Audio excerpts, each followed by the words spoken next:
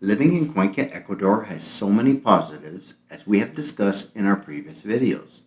From the spring-like year-round weather, the best cost of living in South America, the friendliness of Ecuadorians, and the many opportunities to see spectacular scenery. Now, having said that, there's one negative of living in Cuenca that needs to be shared as it may be life-threatening for some. So stay tuned to learn more about this very important consideration.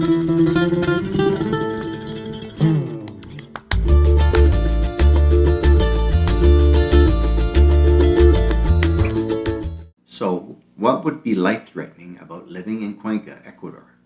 Let me tell you my story. In the first week of October 2022, when we landed in Cuenca, I developed some serious intestinal issues. Thinking that it was likely normal and that I had either eaten something that wasn't properly prepared or that I needed to get used to the foods here, I dismissed it for several months. At the same time, we had been on a guided tour of the Cajas National Park, and I had tried an alcoholic drink called a canalazo, whereby I actually passed out at the dining table at an elevation of 13,500 feet or 4,110 meters. The drink was in a shot glass and I had 3 sips, so it wasn't like I consumed too much. In fact, they brought me back to consciousness by dabbing on alcohol-imbued napkins which smelled like Clorox. So I had mistakenly linked this incident to my intestinal issues. All this to say that after several months and both negative colonoscopy and endoscopy and a return trip to Canada where my symptoms disappeared, I determined I had elevation sickness. Yes, the flora in your intestines can be affected by high elevation. The evidence was clear to me when my symptoms completely disappeared mere hours later at sea level. Fast forward to 2025, and I began experiencing exhaustion and headaches when waking. I needed mid-afternoon naps just to get through my day. My motivation to exercise was affected. I have an Apple Watch, and in mid-November 2024, they released an update in which the watch would monitor for sleep apnea. After several weeks, the watch reported I had severe sleep apnea. I saw my doctor and requested a sleep analysis.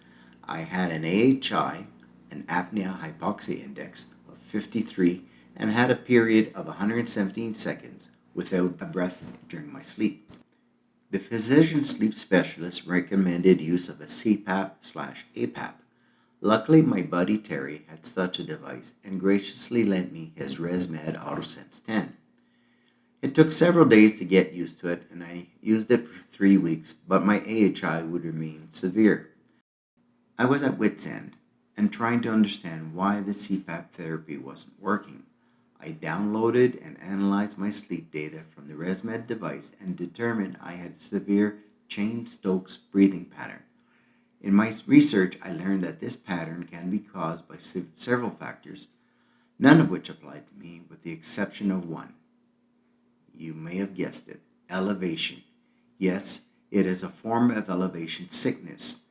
Severe sleep apnea is deadly and leads to many serious health issues like diabetes, renal failure, heart failure, and worse, yes, sudden death. Allow me to explain this a bit further. I met the specialist again and requested and obtained a prescription for a BiPAP or BPAP. There are several types of these devices, but in my research, I learned that an ASV or an adaptive servo ventilator was found to have the best effect on Cheyne-Stokes high elevation sleep apnea. Come to find out, this device isn't available in Ecuador. Seeing as the prescription is required to obtain a CPAP or BiPAP device in North America, I was lucky to find 2 retail stores in Canada who would accept my prescription written in Spanish and sell me a ResMed AirCurve ASV unit. As we had planned a spring trip to see family, so the timing was perfect to obtain this life-saving device. In the absence of a functional therapy for high elevation Cheyne-Stokes breathing, we'd have to reconsider our residency here in Cuenca. Other than Guayaquil, where they face some serious public safety issues with cartels, there are no other low elevation cities with the same offerings as Cuenca. We've invested a lot of time and money and effort to make Ecuador our forever home, so we pray that I can overcome these serious elevation sickness symptoms. Now, elevation is a serious matter. Cuenca sits at 8,300 feet or 2,550 meters. People with heart conditions should exercise caution when traveling to elevations above 8,200 feet or 2,500 meters, as significant physiological changes can occur, including decreased oxygen delivery to the tissues and increased pulmonary constriction. As altitudes above 3,000 meters or 9,800 feet, the heart requires more oxygen-rich blood even at rest, and activities like skiing, hiking, or climbing can place additional stress on the heart and blood vessels due to the lower oxygen levels and changes in air pressure, temperature, and humidity. It's advisable for patients to consult with their healthcare providers before traveling to high altitudes to assess risks and receive personalized recommendations. It's important to know that sleep apnea can occur at elevations above 2,000 meters or 6,500 feet, with increased risk at higher altitudes. In fact, in my research, I found sleep apnea is a prevalent condition in the state of Colorado in the United States, with studies indicating that approximately 20% of adults have mild obstructive sleep apnea, or OSA, and about 6.7% have moderate to severe OSA, with high altitude in Colorado contributing to higher incidence of central sleep apnea, a less common form of the disorder despite the fact that many Coloradans lead active lifestyles. So, in summary, if you have any type of heart condition or even sleep apnea, know that even if you believe you can acclimatize to the elevation of Cuenca, this isn't always the case.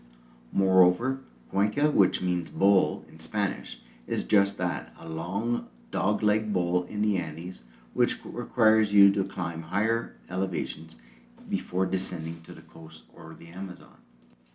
I certainly didn't consider the potential of developing elevation sickness when making plans to move to Ecuador.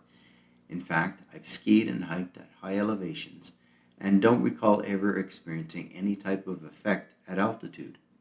Now, even 2.5 years into our residency in Cuenca, I would never have attributed my symptoms to elevation sickness. I hope I've been able to either help someone else by sharing this information, or at the very least given others food for thought about the potential for elevation sickness. If you like this video, please give it a thumbs up and consider subscribing to our channel as we share our many experiences of life here in Ecuador. Until next time.